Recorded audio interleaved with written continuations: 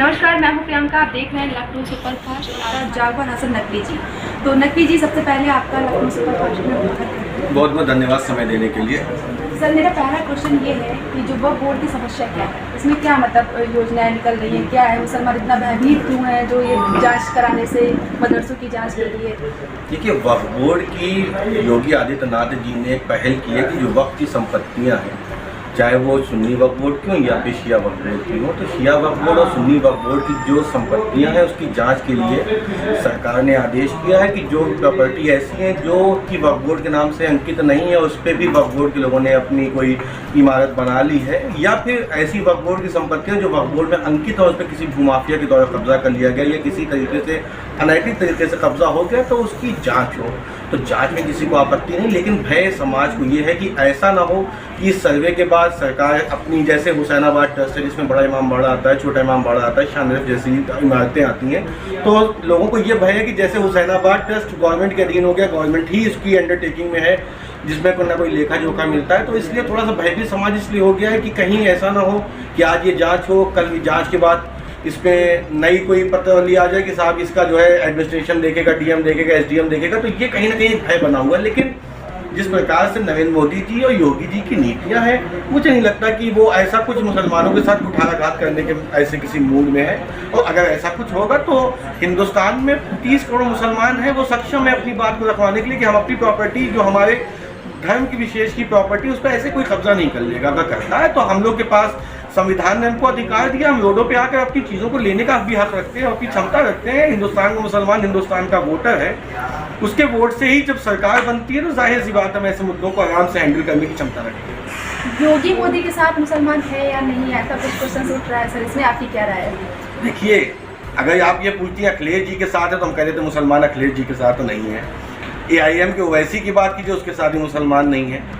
BJP के साथ मुसलमान है क्यों? राजनीति 3 चीज़ पे चलती है, रोटी, कपड़ा और मकान। रोटी योगी जी मोदी जी दे रहे हैं, मकान दे दिया है, और जो कपड़े की बात है, बच्चों को फीस के नाम पे, उनके ड्रेस कोड के नाम पे यूनिफॉर्म मिल रही है, वो भी सरकार दे रही है। रोटी, कपड़ा, मकान, तीनों जब पॉइंट क्लियर है तो मुसलमान कोई पागल कुत्ता थोड़ा ना काटे कि हर आदमी पूछता मुसलमान को योगी से समस्या क्या है। ना योगी से समस्या है मुसलमान को, ना मोदी से। जो देश विकास में, जो देश हित में, और कट्टरवादी लोग हर जगह हैं, थोड़ा सा उतना ऊंचा पहनावा पहन लेते हैं और कह देते हैं कि जो है मुसलमान जो है मुसलमानों के खिलाफ है। मैं एक समुदाय से आता हूँ, शिया समुदाय से। लोग हम लोग को भी काफिर कह देते, तो आपको काफिर कह देते, तो आप लोग तकलीफ मत कीजिएगा, उनको काफिर का मतलब भी नहीं मालूम होगा।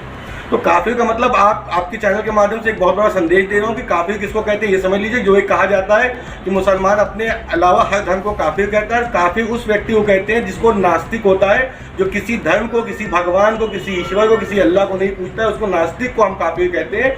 तो काफिर कोई शब्दावली ये नहीं कि जो हिंदू है वो काफिर है, या जो सिख है वो काफिर, जो ईसाई है वो काफिर है। काफिर हर वो व्यक्ति है जो किसी धर्म का अनुपालन ना करता, जो नास्तिक, उसको काफिर कहा गया। लेकिन मौजूदा परिस्थिति ऐसी बना दी गई कि मुसलमान के अलावा जो चीज़ है वो काफिर है। ये सब चीज़ें लोगों के दिमाग से हटने की जरूरत है। योगी मोदी की नीति को हर व्यक्ति पसंद कर रहा है। हमको सुरक्षा चाहिए, हमें मिल रही है, हमारी महिलाओं को सुरक्षा चाहिए, हमको मिल रही है, हमको रोजगार चाहिए, हमको मिल रहा है, हमको हर चीज़ की जब सहूलियत योगी मोदी दे रहे तो योगी मोदी से समस्या क्या है? कोई समस्या नहीं। जो सन 2024 में जो चुनाव होगा तो उसमें मुसलमान मतलब वोट देंगे या नहीं देंगे, ये भी बहुत भारी क्वेश्चन का सामना देखने को मिल रहा है। अखिलेश जी सिमट चुके हैं, बहन जी भी सिमट चुकी हैं, और कोई अभी फिलहाल इस स्टैंडर्ड में नहीं है कि योगी मोदी के समतुल पहले व्यक्ति खड़ा तो हो। अगर कोई मुझसे टक्कर लेने वाला, तो मेरा अगेंस्ट वाला मुझसे ताकतवर होगा तो मुझसे जीत सकता है। पहले योगी और मोदी के समतुल कोई नेता खड़ा हो, स्टैंड पे आए कि ये योगी का मुकाबला करने की क्षमता रखता है। अखिलेश जी जितनी क्षमता थी सब दिखा चुके हैं विधानसभा चुनाव में, और उनको भी अपना पैमाना मालूम होगा कि हम सब कुछ करने के बाद एक ऐसी पार्टी, खानदान वाली पार्टी है।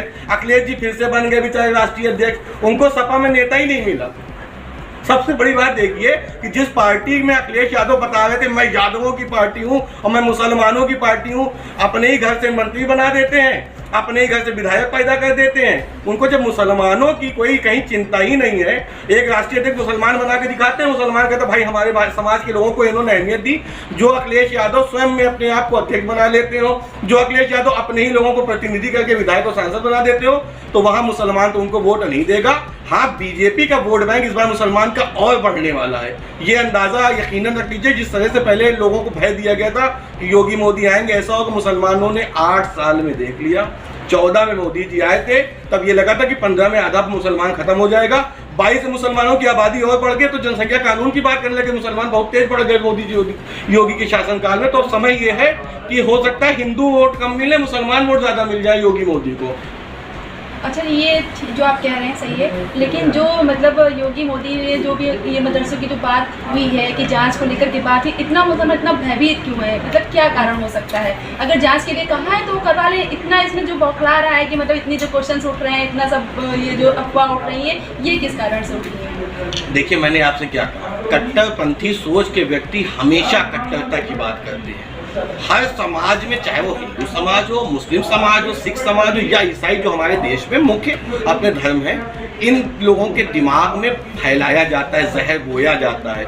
बिना धुएं के जो धुआं निकलता है, बिना आग के तो नहीं निकलता। लोगों के दिमाग में फैलाया जाता है, कुछ ऐसी चीज़ें आख्याएं लाई जाती हैं कि ये होगा, मदरसों की जांच होगी, मदरसों में जो व्यवस्थाएं उनकी जांच हो रही है, तो दिक्कत क्या है? अगर व्यवस्थाओं की जांच होती है, व्यवस्थाओं की जांच के आधार पे हमको ये चीज़ पता चलती है कि यहाँ पे ये कमी है, यहाँ पे इनसे फंडिंग पीएफआई क्यों बन गई, कहा गया कि विदेश से फंडिंग ला रही थी और देश के माहौल को खराब कर पीएफआई को बैन कर दिया गया। यदि कुछ मदरसे ऐसे पाए जाएंगे जिनकी फंडिंग गलत है या जिनका नजरिया गलत है, अगर मदरसे के सर्वे के बाद मदरसों को, आप जो एक चीज़ बहुत ही स्पष्ट कर दूँ कि टोटल मदरसे जो रजिस्टर्ड है वो 16,500 हैं, उसमें से 544 बेचारे सरकार से मान्यता लेते हैं, 7,500 सेल्फ एडेड है, बाकी धक्का लगा लगा के मदरसे में बच्चों को पढ़ा रहे हैं। और मदरसों में इस्लामिक तालीम दी जाती है, ये बिल्कुल क्लियर है, लेकिन साथ ही साथ जो मौजूदा परिस्थिति बनी, उसमें मुसलमान भी अपने बच्चों को स्मार्ट एजुकेशन देने लगा। उसने कहा कि हाई स्कूल इंटर पास करवाया जाए, बच्चों को बेसिक तालीम दी जाए, तो हाई स्कूल इंटर सब बच्चों को पढ़ाया जा रहा है। सिर्फ मदरसे का इल्म, जो पहले का पैमाना था इल्म का कि आपको इस्लाम की मालूमात होनी चाहिए, आपको कुरान की मालूमात होनी चाहिए, आपको हदीस की मालूमात होनी चाहिए, अब उस पैमाने से मुसलमान आगे बढ़ा है। मुसलमान भी अच्छी अच्छी क्वालिफिकेशंस में आ रहा है, मुसलमान भी अच्छे अच्छे पदाधिकारी में पद पे है, नीट क्वालिफाई कर रहा है, IAS IPS बन रहा है मुसलमान। तो मुसलमान अब पीछे वाली मझधारा में नहीं है, अब मुसलमान को बहुत बड़ा सपोर्ट योगी मोदी दे रहे हैं। और मैं बतौर राष्ट्रीय क्रांतिकारी समाजवादी पार्टी अल्पसंख्यक मोर्चा का राष्ट्रीय अध्यक्ष होने के नाते एवं पार्टी का प्रवक्ता होने के नाते मोदी जी को, योगी जी को धन्यवाद देता हूं कि उन्होंने आज मुसलमानों की कम से कम सुध-बुध ली है। आज मुसलमान यदि सुरक्षित है तो योगी मोदी के शासनकाल में है। मैं भारतीय जनता पार्टी का पदाधिकारी न होने के बावजूद अगर योगी मोदी की तारीफ कर रहा हूं तो यकीनन उन लोगों ने कुछ काम किया है जिससे समाज का भय खत्म हुआ है।